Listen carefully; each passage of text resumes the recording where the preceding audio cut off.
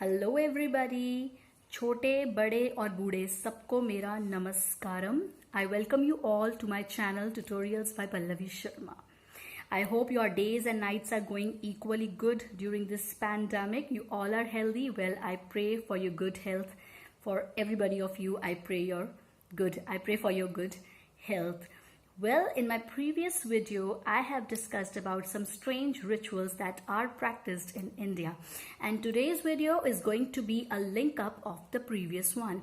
As in today's video, I'm going to discuss with you all the ancient Indian tradition that is sati, or we call it as sute, where a widow burns herself on the funeral pyre of her husband. जी हाँ, जहाँ पर एक औरत अपने पति की मौत के बाद अपने आप को उसकी चिता पे जला देती थी.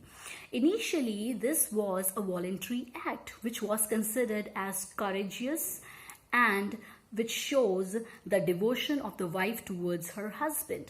But later on, this practice became a forced practice.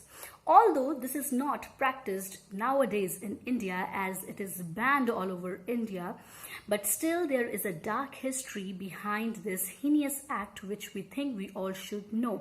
So let's get our today's video started with the term of the word sati. Well, my children, the sati word was derived from a Sanskrit word which means asti. And asti means she is pure or true. Well, in mythological terms, sati was the name of Lord Shiva wife. There is a tale behind this sati pratha which at that time people used to relate with this story, which I'm going to tell you in short. Well, Sati's father never respected Shiva and often despised him, means disrespect him. To protest against the hatred that her father held for her husband, she burned herself. While she was burning, she prayed to be reborn as Shiva's wife again. This did happen, and her new incarnation was called Parvati. People used to justify the sati system that it is based upon this tale.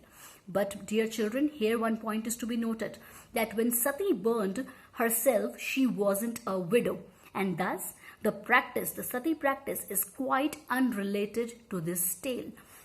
Historical events tells that sati system was recorded between some 320 to 550 CE. It was first reported in Nepal, and then it was spread to Madhya Pradesh, and later it was spread to Rajasthan.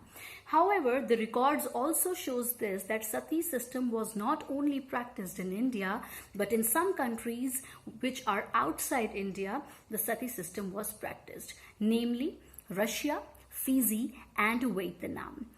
In sati pratha, there were some rules made which exempted few of the women to not to take part during the system, and that was when the woman is pregnant, she was not allowed to take part in sati system, or she is having a very young child, or she is going through her menstruation period.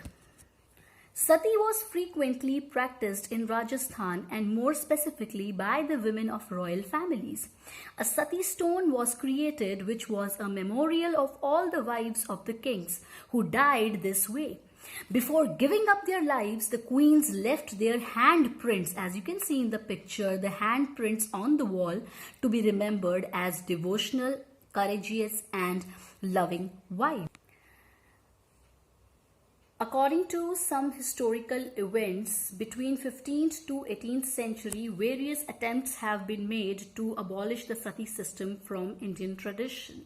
In 1500, the great Mughal Emperor Akbar outlawed the sati system.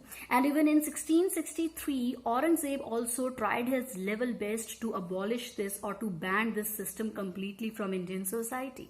Not only this, but the British, Portuguese or the French, those who all came to India to spread their colonial rule, they also tried their level best to ban this system from India.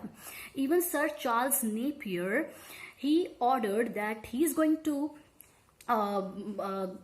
hang that priest who is going to preside over the widow burnt system in India, that is the sati pratha. Yes. And it was in the British India when Sati Pratha was opposed by some social reformers, Raja Ram Mohan Roy, Swami Dayanand Saraswati, and many other such social reformers. And with the collaboration of the British and these social reformers, finally they got Sati system banned in India, thanks to the Almighty. Means I just can't think about such heinous acts that happened once in our country, and the women, those who have went through this process. Well, all ends when end wells. This is a well said. Okay. So I'm going to end up my video with 3 of such interesting facts about Sati Pratha.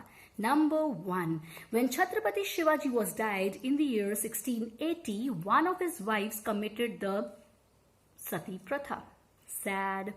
Well, opposite to this, Rani Lakshmi Bai, commonly known as Virangana, who courageously and bravely fought with the British rule, and that also after the death of her husband. It means she didn't participated at all in the system of Sati. Very good. Number 3rd interesting fact. As I have told this thing earlier also, that Sati Pratha was not only performed in India but in some civilizations outside India also, and those civilizations were Egyptian and Chinese.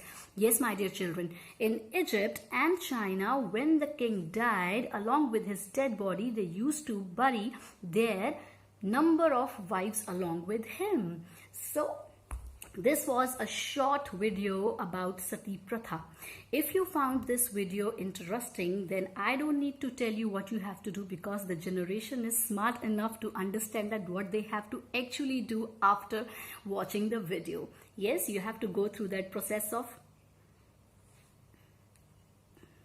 yes, hit and subscribe my channel, and just write down the comments down below as I'm waiting for your comments, and please suggest me that what other content you want to see, so that I can research on that particular topic and can bring upon some interesting facts, some motivational facts, and some historical facts about that topic. So let's be one team and recall the history topics once again in some interesting ways, right?